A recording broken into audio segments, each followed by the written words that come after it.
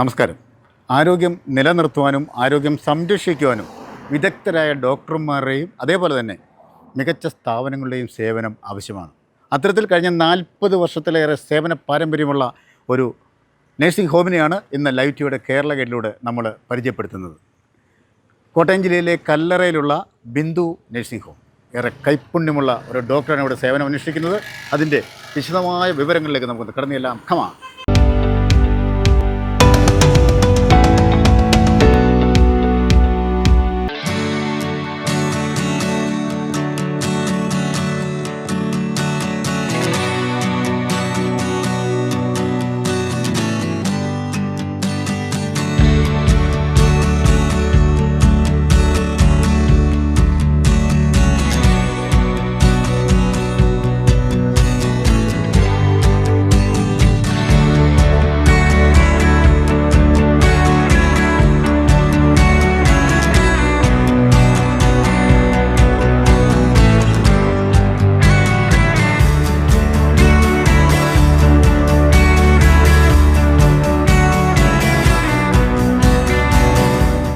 Bindu nursing ഹോമിൻ്റെ MD, അതിലുപരി കല്ലറക്കാരുടെ പ്രിയപ്പെട്ട ഡോക്ടറമ്മ, family doctor ബഹുമാന്യ VK രാധാമണി മാഡമാണ് എന്നോടൊപ്പം ഉള്ളത്. ഈ പ്രോഗ്രാമിലേക്ക് സ്വാഗതം ചെയ്യുന്നു. IMAയുടെ ഫാമിലി ഡോക്ടർ ആ അവാർഡ് ആദ്യമായി ആ സംഘടന ഏർപ്പെടുത്തിയപ്പോൾ മാഡത്തിനാണ് ലഭിച്ചത്. ആ ഓർമ്മകൾ ആദ്യം ഒന്ന് പങ്കുവെക്കാം. അതെ, ഞാൻ പ്രതീക്ഷിച്ചില്ല എനിക്ക് കിട്ടുമെന്ന്. വേറെ കോഴിക്കോട് ഉള്ള വേറൊരു ഡോക്ടറും പിന്നെ 9 ഡോക്ടേഴ്സോളം ഫാമിലി ഡോക്ടേഴ്സിന് പരിഗണിച്ചിരുന്നു. അപ്പോൾ അതിന് എന്നെ പരിഗണിക്കാനുള്ള, എനിക്ക് ഫസ്റ്റ് കിട്ടാനുള്ള കാരണം ഞാൻ ഇവിടുത്തെ ഫാമിലി മാത്രമല്ല, ഞങ്ങളുടെ സമുദായത്തിൻ്റെ കൂടി മെഡിക്കൽ ക്യാമ്പുകൾ ഇങ്ങനെ നടത്തിക്കൊണ്ടിരുന്നു. എൻ്റെ ഹസ്ബൻഡ് സമുദായത്തിൻ്റെ ജനറൽ സെക്രട്ടറി ആയിരുന്നു കേരളത്തിൻ്റെ.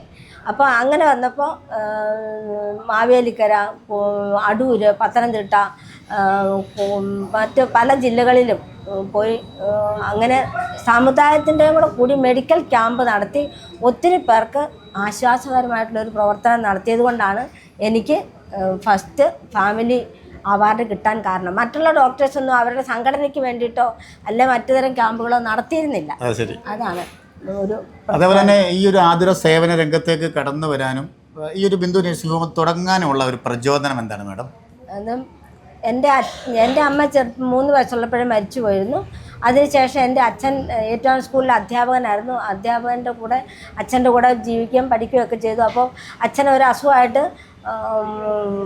കോട്ടയത്ത് ജില്ലാ ഹോസ്പിറ്റലിൽ കിടക്കുമ്പോഴത്തേക്കും ഡോക്ടേഴ്സിനെ കാണുമ്പോൾ എനിക്ക് ഡോക്ടറാണെന്നുള്ള താല്പര്യത്തോടുകൂടെ ഞാൻ അങ്ങനെ പഠിക്കുകയും MBBS 1973 കോട്ടയം മെഡിക്കൽ കോളേജിൽ ചെയ്യുകയും 79 പാസ്സാകുകയും ചെയ്തു. അതിനുശേഷം എൻ്റെ ഹസ്ബൻഡ് എൻ്റെ മുറച്ചെറുക്കനാണ്. ആ രീതിയിൽ അദ്ദേഹം അധ്യാപകനാണേലും അങ്ങനെ വിവാഹം കഴിക്കുകയും ഹസ്ബൻഡ് ഇവിടെ ഒരു ഗ്രാമപ്രദേശമായിരുന്നുകൊണ്ട് ഇവിടെ മെഡിക്കൽ സംവിധാനം ഇല്ലായിരുന്നു.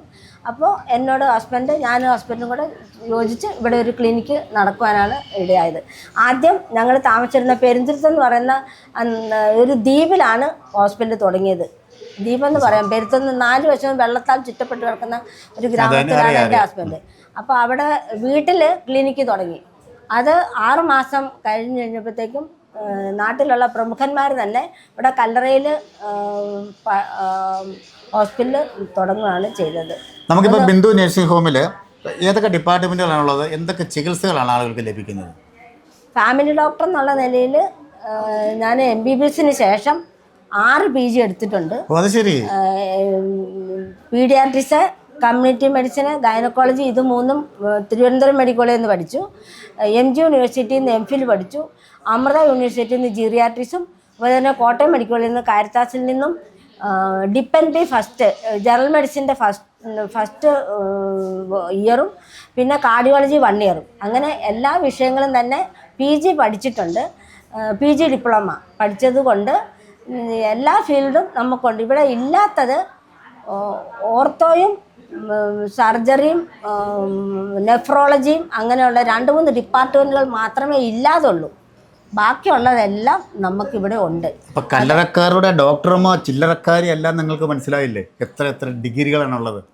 ആ ഒരു കൈപ്പുണ്യം, അതേക്കുറിച്ച് എന്താണ് മാഡത്തിന് പറയാനുള്ളത്? കൈപ്പുണ്യം പറയുന്നത് ഈശ്വരൻ്റെ ഒരു ദയ, ഈശ്വരൻ്റെ ഒരു കരുണ. എനിക്ക് ഇത്രമാത്രമൊക്കെ പഠിക്കാനും മനസ്സിലാക്കാനും ദൈവത്തെ ഞാൻ സ്നേഹിക്കുന്നു, ഞാൻ ബഹുമാനിക്കുന്നു, ആദരിക്കുന്നു. അതുപോലെ തന്നെ ദൈവത്തിൻ്റെ പ്രതീകമാണ് മനുഷ്യരെല്ലാവരും. ദൈവത്തിൻ്റെ പ്രതിപുരുഷന്മാരാണെന്നുള്ള രീതിയിൽ ഇപ്പോൾ ഒരു രോഗി വരുവാണേലും അത് ദൈവം എൻ്റെ അടുത്ത് കൊണ്ടുവന്ന് ആക്കിയതാണ്. അത് ഞാൻ എൻ്റെ ഉത്തരവാദിത്വത്തോടെ എന്നെ ഈ ഫീൽഡ് തന്നിരിക്കുന്നത് ഞാൻ അവരെ മെച്ചമായ ചികിത്സ കൊടുക്കേണ്ടതാണ് എന്നുള്ള ഉദ്ദേശത്തോടെയാണ് ഞാൻ ചികിത്സിക്കുന്നത്. അത് പ്രതിഫലമോ ലാഭേച്ഛയോ അല്ലെ അവർ പൈസ തന്നാലേ ഞാൻ ചികിത്സിക്കുള്ളൂ എന്നുള്ള ഒന്നുമില്ല. ചികിത്സിച്ച് അസുഖം ഭേദമാകുക, പിന്നെ അവർക്ക് രൂപയുള്ളപ്പം അവർ കൊണ്ടു തരിക. പല 180ഓളം പ്രസവം ഞാൻ എടുത്തിട്ടുണ്ട്. ഇപ്പോഴും പ്രസവത്തിൻ്റെ പൈസ കിട്ടാത്തതുകൊണ്ട്.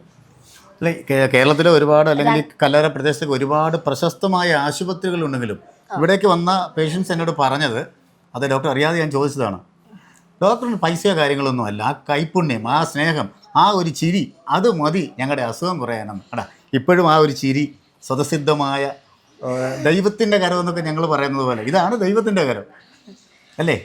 അതെ, കാരണം എനിക്ക് നല്ല ഒത്തിരി പ്രശ്നങ്ങളുണ്ട്. പ്രശ്നങ്ങളും പ്രതികൂലങ്ങളും ഉണ്ടെങ്കിൽ പോലും എനിക്ക് ദൈവിക സമാധാനം എൻ്റെ ഉള്ളിലുണ്ട്. ആ സമാധാനം, അതെ, ദൈവമാണ് എനിക്ക് ഇത്രത്തോളം തന്നിരിക്കുന്നത്. ദൈവത്തിൻ്റെ ദയയാണ്, അല്ലാതെ എൻ്റെ മിടുക്കൊണ്ട് ഞാൻ ആർജിച്ച ഇതൊന്നും കഴിവുകളല്ല എന്നുള്ള ബോധ്യമുള്ളത് കൊണ്ട് എനിക്ക് ദാനമായി ദൈവം തന്നു, അത് ഞാൻ ദാനമായി കൊടുക്കുന്നു. പിന്നെ നിലനിൽക്കേണ്ട അത്യാവശ്യമായതുകൊണ്ട് എനിക്ക് പരിശോധന ഫീസും മരുന്നിൻ്റെ ഫീസും സിസ്റ്റർമാരെ നടത്താനുള്ള ഫീസും കെട്ടിടത്തിൻ്റെ വാടക എല്ലാം കൊടുക്കേണ്ടതുള്ളതുകൊണ്ട് എല്ലാവർക്കും സൗജന്യമായി കൊടുക്കാൻ നിവർത്തിയില്ല. നമുക്കിവിടെ കിടത്തി ചികിത്സാ സൗകര്യങ്ങളൊക്കെ ഉണ്ടോ? ഉണ്ട്. 15 പേഷ്യന്റിനെ ഇപ്പം കിടത്താനുള്ള സൗകര്യമുണ്ട്. നേരത്തെ ആശുപത്രിയിൽ 50ഓളം ബെഡ് ഉണ്ടായിരുന്നു. ഇപ്പം 15 പേഷ്യന്റിനെ കിടത്താം. ICU പോലത്തെ സംവിധാനം ഈ ഇപ്പുറത്തെ മുറിയിലുണ്ട്. രാത്രിയിൽ പേഷ്യന്റ് സീരിയസ് ആയിട്ട് വന്ന ICUവിൻ്റെ ബാക്കി പ്രവർത്തനങ്ങളൊക്കെ നടന്നുകൊണ്ടിരിക്കുകയാണ്. അതിൻ്റെ കാര്യങ്ങൾ കുറച്ച് ദൈവം പെട്ടെന്ന് നടത്തി തരട്ടെ. അതേപോലെ ഡോക്ടറെ ഞങ്ങൾ ഇനി ആവശ്യമാണ്. നാട്ടുകാരിങ്ങനെ സഹായിക്കുന്നുണ്ട്. ഒരു നേഴ്സിംഗ് സൂപ്രണ്ടായിട്ടുള്ള അദ്ദേഹം 25,000 രൂപ നമുക്ക് ഡൊണേറ്റ് ചെയ്തിട്ടുണ്ട്. ICU സംവിധാനം ഡോക്ടറെ ഞങ്ങൾക്കൊക്കെ ആവശ്യമാണ്, നാട്ടുകാർക്ക് ആവശ്യമാണ്. അതുകൊണ്ട് ആ സേവനങ്ങൾ ഇനി ആവശ്യമില്ല ഞങ്ങൾക്ക്. അതുകൊണ്ടായിരിക്കും. ബിന്ദു നഴ്സിംഗ് ഹോമിൽ വന്നപ്പോൾ കുറേ ദൂരെ നിന്ന് വന്ന ഒരു ചേട്ടനെ ഞാൻ കണ്ടു. ചേട്ടാ നമസ്കാരമുണ്ട്. നമസ്കാരം. എന്താണ് പേര്? എൻ്റെ പേര് കുഞ്ഞുമോൻ എന്നാണ് വിളിക്കുന്നത്. ആണല്ലേ? ഒറിജിനൽ പേര് PP ചാക്കോ. ശരി. അപ്പം 10-40 വർഷമായിട്ട് സേവന പാരമ്പര്യമുള്ള ഡോക്ടറാണ് ഇവിടെ ഉള്ളത്. ആ ഡോക്ടറിനെ കുറിച്ചും ഇവിടുത്തെ ചികിത്സാ രീതികളെക്കുറിച്ചും ഒക്കെ ചേട്ടൻ്റെ അനുഭവത്തിൽ നിന്നും വളരെ കൈപ്പുണ്യമുള്ള ഒരു ഡോക്ടറാണ്. ശരി. വിദഗ്ധമായി നോക്കി രോഗത്തിനനുസരണമായ മരുന്ന് തരും, കൂടുതൽ വരുത്തുകയില്ല. ശരി. അങ്ങനെ നല്ല ഒരു അനുഭവമുള്ള കൈപ്പുണ്യമുള്ള ഒരുപാട് ആശുപത്രികളൊക്കെ നമ്മുടെ ഈ സമയപ്രദേശങ്ങളിലൊക്കെ ഉണ്ടല്ലോ. ഇതൊക്കെ എങ്ങനെയാണ് നമ്മുടെ ഈ ഡോക്ടർ വ്യത്യസ്തയാകുന്നത്? വ്യത്യസ്തമാകുന്നത് മറ്റുള്ളവരെക്കാൾ പലരും ഇവിടെ വരികയും അവരെ പരാജയപ്പെടുത്തുന്ന ഒരു അനുഭവം അദ്ദേഹത്തിൻ്റെ ജീവിതത്തിൽ ഉണ്ടായിട്ടില്ല. പിന്നെയും സാധാരണക്കാരുടെ ആശുപത്രി അത് തന്നെ വളരെ ആശ്വാസമുള്ള നല്ലൊരു കൈപ്പുണ്യമുള്ളൊരു ഡോക്ടറായിട്ട് എൻ്റെ ജീവിതത്തിൽ എനിക്ക് അനുഭവപ്പെടുവാനിടയായി. ഞാൻ 10-20 കിലോമീറ്റർ അകലയിൽ നിന്നാണ് ഇവിടെ വന്നത്. വളരെ നന്നായിരിക്കുന്നു. എനിക്ക് അനേകരോട് പറയാനിടയായി. അവരൊക്കെ പലരും ഇവിടെ വരാൻ ആഗ്രഹിക്കുന്നു. നല്ലൊരു ഡോക്ടറാണ്. നമ്മൾ 100% സാറ്റിസ്ഫൈഡ് ആണ്. അത് തന്നെ, നല്ല അഭിപ്രായമുള്ള ഡോക്ടർ. ശരി. അപ്പോൾ ഓക്കെ, കണ്ടത് സന്തോഷം. ഓക്കെ. ഒരു അമ്മയും മകളെയും ഞാനിവിടെ വെച്ച് കണ്ടു. കുറേ നേരമായിട്ട് അവരെ ഇങ്ങനെ ഞാൻ നോക്കുമായിരുന്നു. നമ്മുടെ പേരെന്താണ്? എൻ്റെ പേര് മായ. മോടെ പേര് പറഞ്ഞേ? ജയലക്ഷ്മി. ഇവിടുത്തെ ചികിത്സ എങ്ങനെയുണ്ട്? ഇവിടെ നല്ല ചികിത്സയാണ്. ഞങ്ങൾ വർഷങ്ങളായിട്ട് ഡോക്ടറമ്മയുടെ ഡോക്ടർ അമ്മയാണ്. ഡോക്ടർ അമ്മയാണ് ഞങ്ങളുടെ. കല്ലറക്കാർക്കെല്ലാം ഡോക്ടറമ്മ തന്നെയാണ്.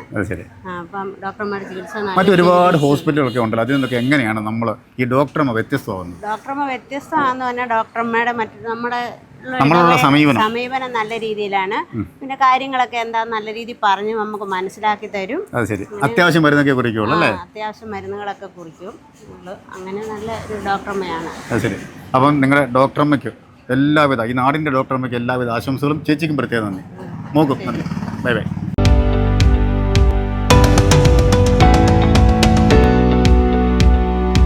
അതേപോലെ തന്നെ ഞാൻ മനസ്സിലാക്കിയത്, ഒരുപാട് പേര് എന്നോട് പറഞ്ഞത്, ഡോക്ടറമ്മ എപ്പോൾ വിളിച്ചാലും ഹോസ്പിറ്റലിൽ വിട്ട് വീടുകളിലേക്ക് വരും. ആ വീട്ടിലെ സേവനമാണ് ഫാമിലി ഡോക്ടർ. അതേക്കുറിച്ച്. അതെ, ഇപ്പോൾ എനിക്ക് 11 പേഷ്യൻ്റ് ഹാൻഡിക്യാപ്ഡ് ആയിട്ടുള്ള മെൻ്റലി റിട്ടാർഡഡ് ആയിട്ടുള്ള കുട്ടികൾ കിടക്കുന്നുണ്ട്.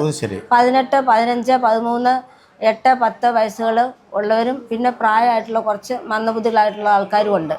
അപ്പോൾ അവർക്ക് എന്തെങ്കിലും വിഷമമുണ്ടെങ്കിൽ അവരെ ഹോസ്പിറ്റലിൽ കൊണ്ടുവരിക എന്ന് പറയുന്നത് ബുദ്ധിമുട്ടുള്ള കെയർ ടേക്കേഴ്സിന് പ്രയാസമുള്ള. അപ്പം ഞാനങ്ങോട്ട് പോയി കഴിഞ്ഞാൽ അവരെ നോക്കിയിട്ട് തിരിച്ചു വരാമല്ലോ. അതൊരു വലിയ സേവനമാണ്. അതെ.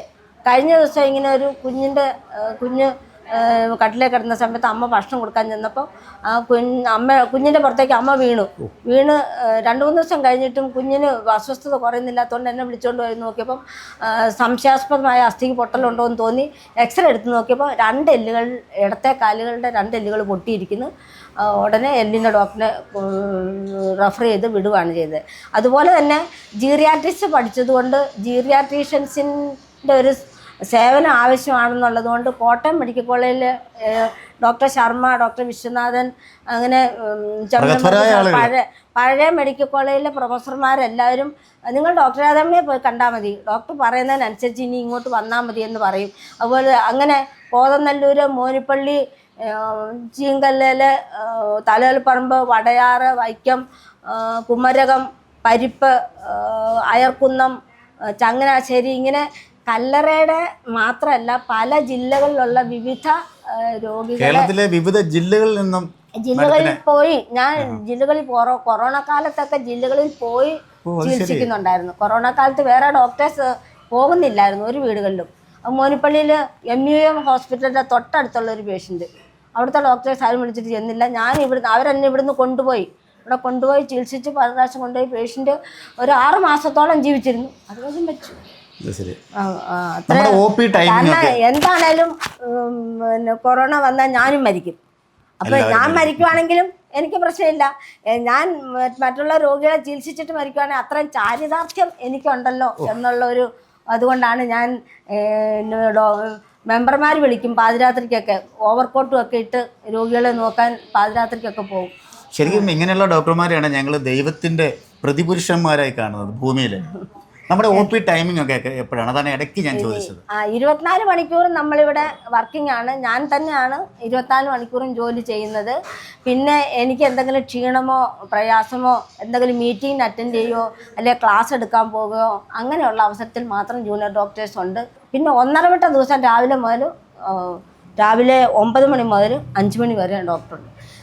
ഡോക്ടറിനെ സ്ഥിരം വയ്ക്കാത്തതിൻ്റെ ഉദ്ദേശം ജൂനിയർ ഡോക്ടറിനെ കണ്ടാലും പേഷ്യൻസ് എന്നെ കണ്ടു കഴിഞ്ഞാൽ എൻ്റെ പുറകെ വന്ന് ഈ വിവരങ്ങളുടെ ഡോക്ടർ ഇത് തന്ന ഗുളിക കഴിക്കാമോ എന്ന് ചോദിച്ച് ബോധ്യപ്പെട്ടതിന് ശേഷം അവർ മരുന്ന് കഴിക്കും. ശരി. എന്തായാലും വളരെ തിരക്ക് പിടിച്ച സമയത്താണ് ഡോക്ടർ ഇത്രയും നേരം ഞങ്ങൾ സംസാരിച്ചത്. ഇവിടെ നമ്മൾ ഇൻ്റർവ്യൂ എടുക്കുമ്പോഴും ഡോക്ടറിൻ്റെ സേവനം ആവശ്യപ്പെട്ട ആൾക്കാർ ഇങ്ങനെ വെയിറ്റ് ചെയ്യുകയാണ്. അതിൻ്റെ കൂടുതൽ ഞാൻ ബുദ്ധിമുട്ടിക്കുന്നില്ല. ഞങ്ങൾക്ക് ഈ പ്രിയപ്പെട്ട ഡോക്ടർമാരുടെ സേവനം ഇനിയും ആവശ്യമാണ്. ദൈവം എല്ലാവിധ അനുഗ്രഹങ്ങളും നൽകട്ടെ എന്ന് ആത്മാർത്ഥമായി പ്രാർത്ഥിക്കുന്നു. ഇത്രയും നേരം ഞങ്ങൾ സംസാരിച്ചതിന് പ്രത്യേക നന്ദി. അപ്പോൾ ഡോക്ടർമാരുടെ സേവനം ആവശ്യമുള്ളവർ ഇന്ന് തന്നെ കോൺടാക്റ്റ് ചെയ്യുക. അത്രയ്ക്ക് സിമ്പിളായ ഒരു ഡോക്ടർ വേറെ എവിടെയാണ് കാണാനുള്ളത്? വീണ്ടും കാണാം. Take care.